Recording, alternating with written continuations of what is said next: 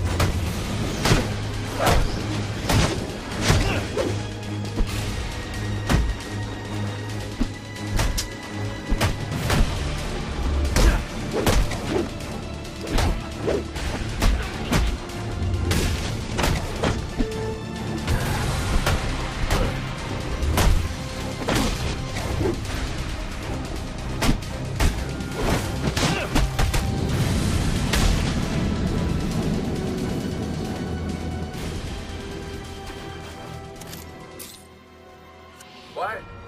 Reports of rowdy behavior at 1-8. Reports of rowdy behavior. Reports of.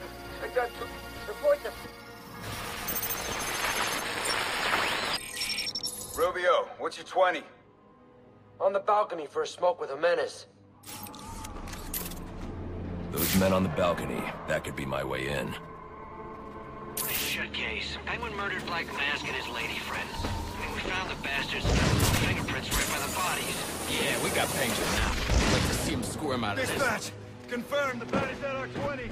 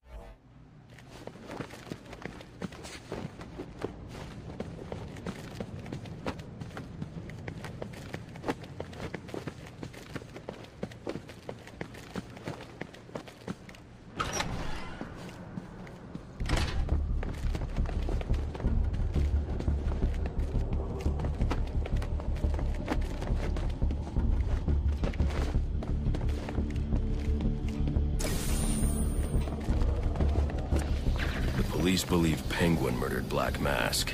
But why would he send me here if he was the killer? It doesn't add up.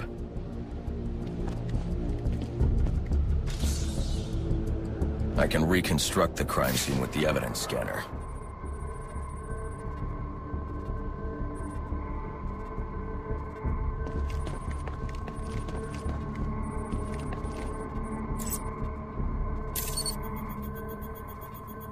This crime took place days ago. The fire and the exposure to the elements make identifying the victims difficult.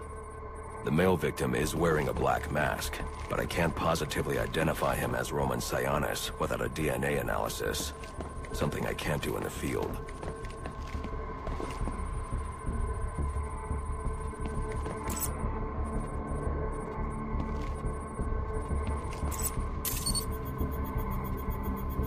I can identify the female victim based on her fingerprints.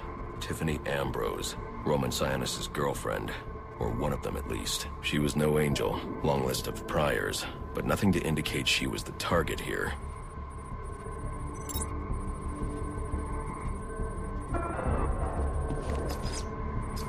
The fire spread as a result of a Molotov cocktail thrown into the room. It may have been intended to destroy evidence.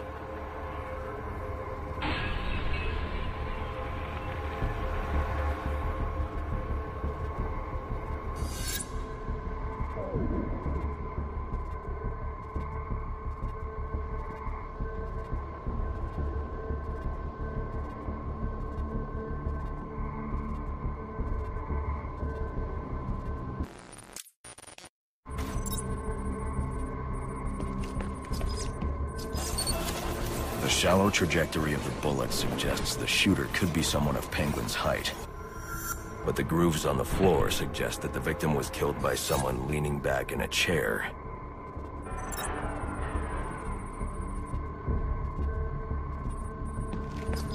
This bullet was fired from a revolver.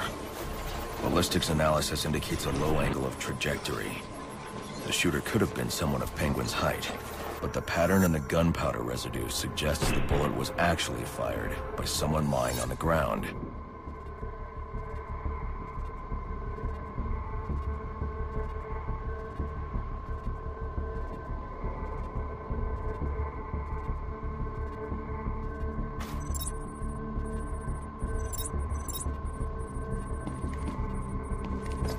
These fingerprints are a match for the Penguin, but they're on top of the soot from the fire.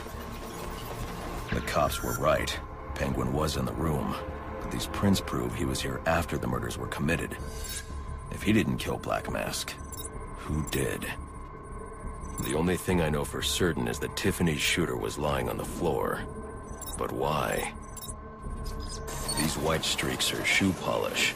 Whoever shot Tiffany was being dragged along the floor. Besides the victims, there were two other people in the room. Tiffany's shooter, and whoever was dragging the shooter. The location from which the male victim was shot may tell me more. The DNA here doesn't belong to either of the victims. Whose is it? The fight broke out when someone startled the shooter. It's not clear who won the fight. It could have been either one of them. I should review the evidence to see if I can learn anything more about either the intruder or the shooter.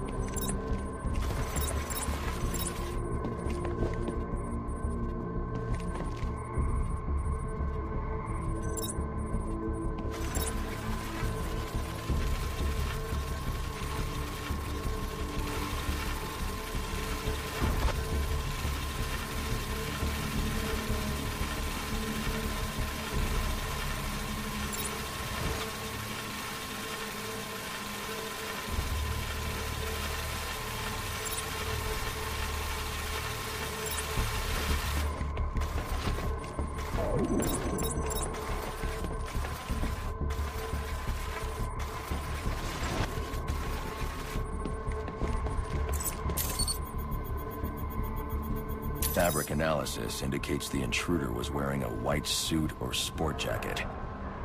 This fabric swatch could help identify the intruder, but I still can't identify the male victim's shooter. There's one impact area I haven't checked for clues.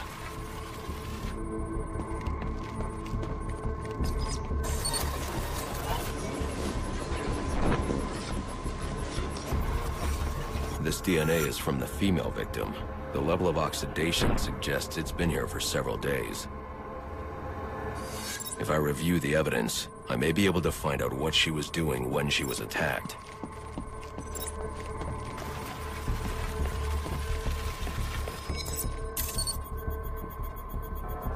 She was sending text messages to Roman Sionis about someone named the Joker. Someone killed Black Mask. But this crime took place several days ago, and I saw Black Mask earlier tonight. The only answers I have raise more questions. Who is the Joker?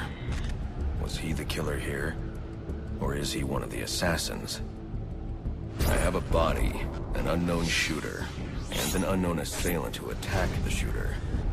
I need to match the DNA samples against the records in the National Criminal Database to identify who was in the room. Alfred, I need access to the National Criminal Database. Well, the only way to do that would be to infiltrate the Gotham City Police Department. Then that's where I'm going. Sir, you'd need to physically hack into their servers.